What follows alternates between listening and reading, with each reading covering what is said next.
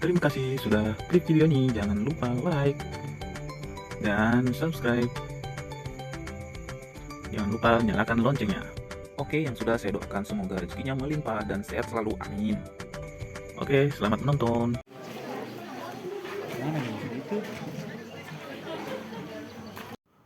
Oke sahabat petani, sebelum kita lanjut, saya ingin sedikit menjelaskan tentang video ini.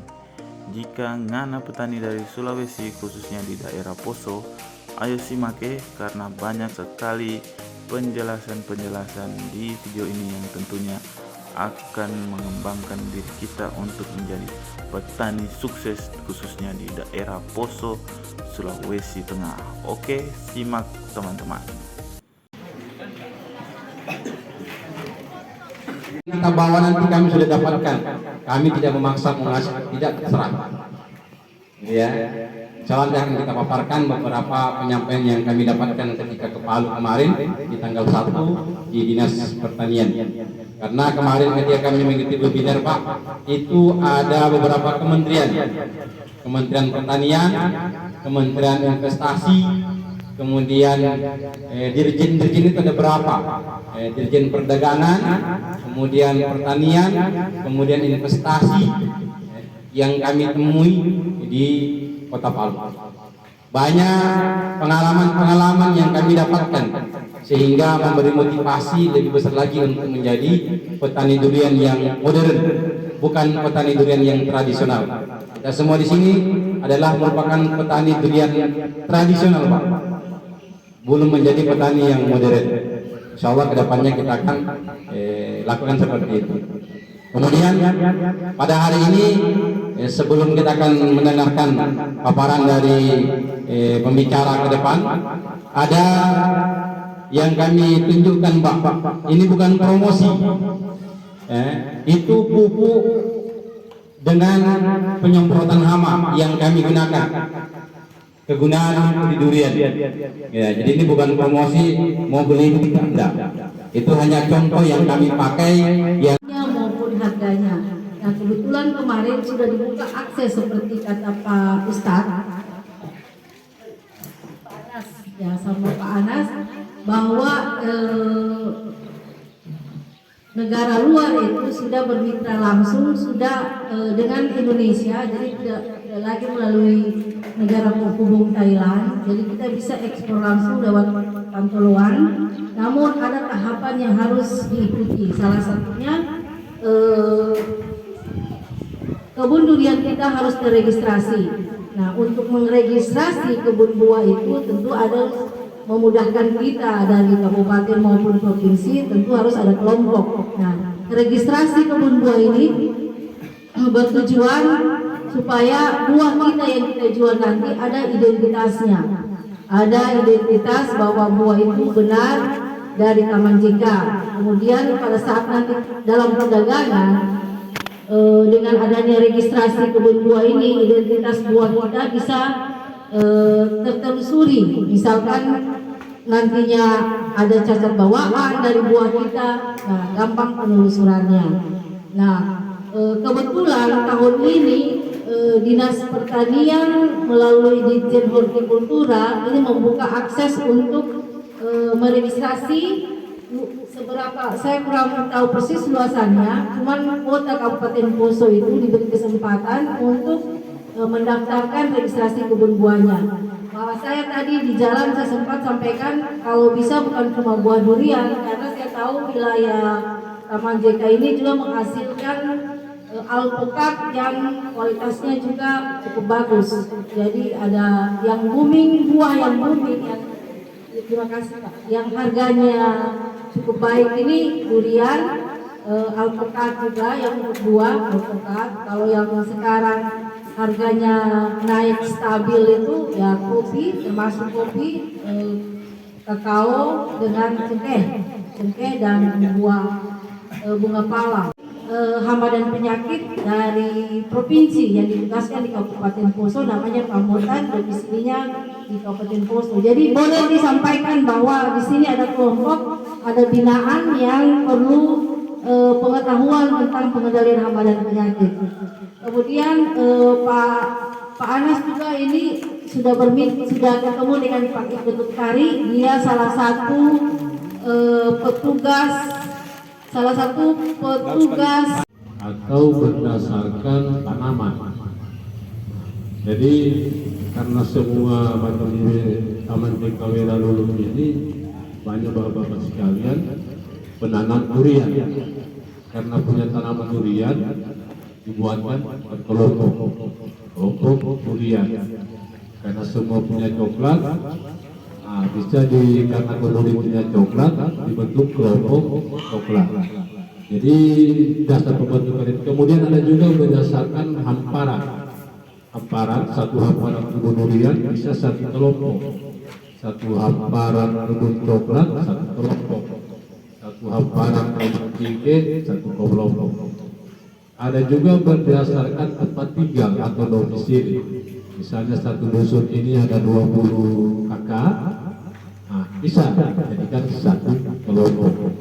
Dan perlu Bapak ketahui kelompok tani itu yang dilihat itu kebunnya, tanamannya. Misalnya ada orang dari Tokoroto berkebun durian di sini, itu harus dimasukkan. Meskipun dia KTP-nya KTP Tokoroto, tapi tanamannya ada di Taman JK, itu bisa masuk karena tanamannya dilihat, kebunnya yang dilihat. Karena apa? Karena dia berkebun di Taman JK atau daerah Lulung, itu pajak kebunnya itu masuk di desa Masani. Jadi dia bisa. Jadi Bapak perlu ketahui bersama. Jadi kalau orang dari luar yang berkebun di sini bisa. Itu dasar pembentukan. Jadi karena pembentukan kelompok ini sama dengan apa itu komunitas. Ada biasa orang penyuka motor RSQ. Kelompok RSQ semua yang punya bisa. Demikian juga kelompok tani. Jadi dia tidak terbatas. Jadi dia itu dasarnya itu kebun. Kalau yang domisili itu berdasarkan tempat tinggal. Misalnya satu orang ini 20. 20 orang itu bisa membentuk kelompok. Apa-apa itu ketahui besar. Dan untuk tujuan berkelompok ini dan karena apa di kelompok itu sebagai tempat sarana dan belajar anggota kelompok situ. Seperti nanti insya Allah mungkin akan ikut gabung setelah kelompok ini terbentuk, karena sudah saya ketemu juga dengan Pak Anas lalu, Pak Haji Sabit, lalu mereka datang mendata. Beliaunya meminta saya untuk membentuk kelompok tani khusus durian, sehingga beliaunya nanti akan menurunkan, saya jelaskan tadi, paket sekolah lapang. Jadi di dalam sekolah lapang durian itu sudah paketnya lengkap. Ada di situ budidaya, cara mengendalikan hama penyakit durian, kemudian pasca panennya, kemudian teknik pemupukan dan lain-lainnya. Jadi sebagai sarana tempat belajar. Jadi bersyukur sekali kita sudah ada perhatian dari provinsi, kabupaten dan dari kementerian langsung. Jadi salah satu di Taman Tikawera Lulung ini sertifikat baru-baru kurang lebih 200 kakak atau 200 Bayangkan Pak, dari saking 1 hektar dia beli tanah 800 hektar, 8 kilo, panjangnya itu kurang lebih Taman JK Tikawera Lulung. Dia punya tanah dia beli kemarin, gitu ya. Gara-gara mau saking 1 hektar. Tapi jangan coba-coba tebang bersama montongnya, gitu ya. Ini menjadi motivasi untuk kita semua. Tapi ada yang disampaikan beliau menjadi peringatan untuk kita sama-sama. Beliau mengatakan di pertemuan itu bahwasanya ada 3 varian durian memang yang agak rewel diurus. Ini 3 Pak. Yang pertama montong, yang kedua montong kani, dan yang ketiga musangka. Itu 3 varian yang paling susah dan rewel. Terutama apa? Yakni adalah Apa itu yang kanker batu Pak, yang berair? Kanker batu, penyakit. Itu yang paling real. Kenapa? Karena ternyata musangking kami dengan montong itu dia punya batang itu kadar airnya lebih tinggi daripada yang lain-lain. Makanya dia senang dengan montong. Gitu ya. Tapi jangan khawatir, insya Allah dengan ikhtiarnya kita akan berusaha mencari solusinya. Kalau penyampaian dari Pak siapa kemarin itu dari pertanian, Pak Ripaldi namanya, ternyata itu adalah virus Pak. Kalau cuma belum bisa masuk ke Indonesia karena masih banyak proses. Kemudian kalau dari segi nutrisi, dari pakar nutrisi, itu Bangkalan gara-gara kurangnya nutrisi pupuk. Sebagaimana ada yang namanya Pak Gede, itu berasal dari Balinggi, kota Parigi, Kabupaten Kecamatan Balinggi. Beliau itu menggunakan nutrisi yang ada di depan ini, kami nanti akan sampaikan. Maroke Jaya dulu 3 tahun yang lalu hampir separuh duriannya Bangkalan. Setelah menggunakan pupuk Maroke dengan nutrisi yang tepat, 3 tahun sudah tidak pernah mendapatkan Bangkalan. Ini fakta yang ada di lapangan, ya. Maka insya Allah kedepannya kita sama-sama belajar. Jadi di sini tidak ada yang pintar. Kita semua tidak ada yang pakar, karena kita nggak pernah sekolah di durian, gitu ya.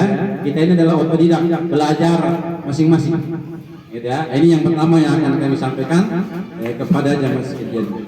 Kemudian selanjutnya, Cina itu butuh 30.000 hektar durian.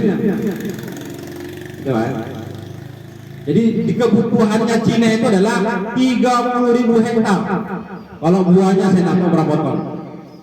Hitung saja itu Pak, 30.000 hektar kebutuhan Cina. Gitu ya.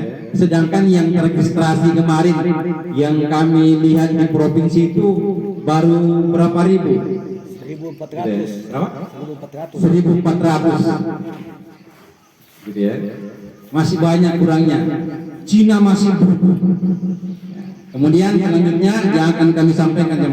Oke sahabat petani Poso, hanya itu saja yang saya dapat rekam waktu itu. Soalnya HP saya waktu itu lowbat teman-teman, dan sisa 1%, karena keadaan saya waktu itu dari kebun bermalam 1 malam, kemudian kegiatannya besok, jadi ya tidak sempat pulang di rumah untuk melakukan pengecasan.